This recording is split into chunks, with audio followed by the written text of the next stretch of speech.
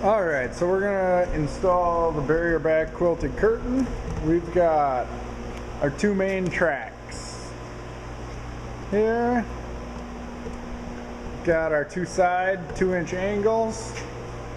We've got our tools, our socket set, wrench, drill bits, a drill, a driver, marker, tape measure. We're supplying the screws for the side tracks, and we're supplying the lag bolts and washers for the top track brackets.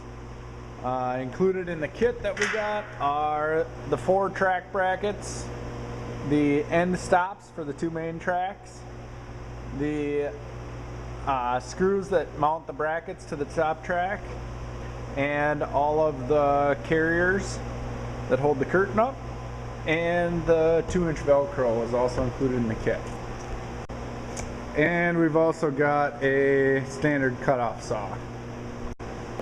Okay, so we've measured up from the floor and made a mark at the measurement indicated on the prints we got along with our curtain. In this case it's 114 inches. So we've measured up on both sides and snapped a line at the top of our track.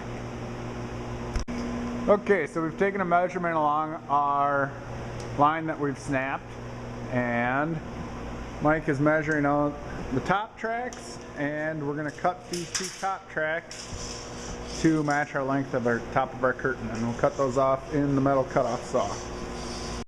Okay, so we've got our top track in the chop saw, and we're just going to cut that to length.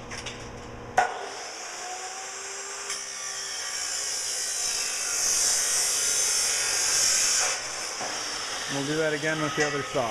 Alright, so we got our track cut to length, and we're just going to slide the track into the track mounting brackets. And we will just slide those up. We're going to run one track bracket on each end, and then we'll space 2 out evenly through the middle of the track. Okay, so we got our rail brackets on here, spaced evenly across the 2 rails.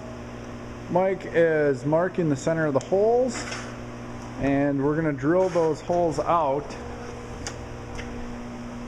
to accept this little set screw that runs through the threaded bracket.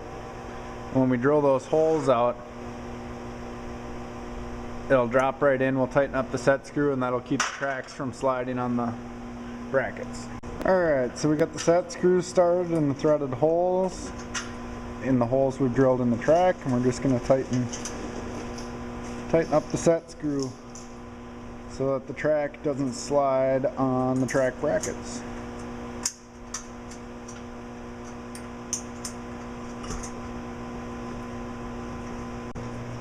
Okay, so we're taking the supplied rollers with the hook on them that goes into the grommet on the curtain. And you want to flip that track over. We've got 10 hooks in the front and 15 in the back, because we're going to have 3 panels in the back and 2 in the front. And those we're just sliding in from the end of the track. So in some installations the directions may ask you to hook these roller hooks onto the curtain first and then pick up each curtain and roll it into the end of the track. But because our track is going to be enclosed on both sides of this situation, we've got to install the hooks into the track first, and then we're going to pick the curtain up and hang it on the hooks. Okay, so Mike's installing the end stops for the roller tracks so that the roller hooks don't roll out the end of the track and drop the curtain down. So just installing those to the end of the track and using an Allen wrench to tighten up the threaded bolt. Alright, so we've got our track put together with the brackets on it. Mike's just installing the end stops on the other end. So the track brackets are on. We've got a double track system, and our roller hooks are installed with the appropriate number of hooks to how many panels are on each track.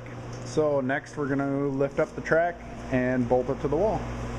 Okay, so we're mounting the wall brackets for the tracks to the wall. In this case, we're going into a wood framing. So Mike is going to line up the top of that bracket with our blue chalk line, pre-drill a hole, and install a 5" by 3/8 legs through with a washer.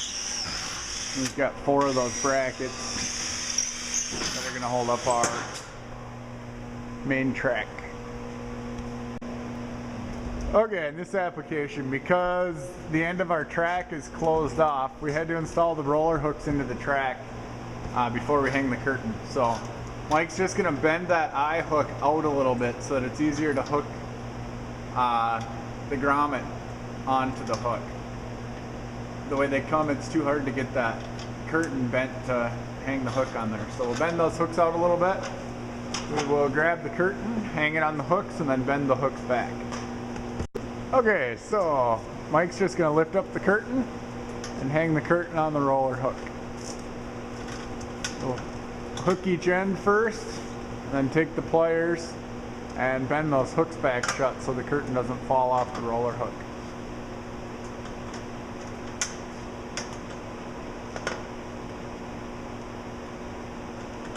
And then he's just going to use a straight slot screwdriver to reach in and line up the hook with the center grommet. We've cut our 2" metal angles to length to go up the side of our track so that we can mount our velcro onto this 2" angle, and then our panels will seal to that angle. So we've cut them to length, and Mike is just drilling a hole in the side of the angle so we can mount it to the wall on either end. So we'll drill that one out, mount it to the other side, but the angle looks just like this, mount it into the corner. Then we're going to attach our velcro to this side so that when this panel comes shut, the velcro on the back side will attach to the velcro on the metal angle. Alright, so we got the peel and stick velcro for the metal angle. Mike's just going to line it up with where the velcro is on the back of that panel there. And we'll stick the velcro to the 2" metal angle, and that will seal the panel to our wall on the corner.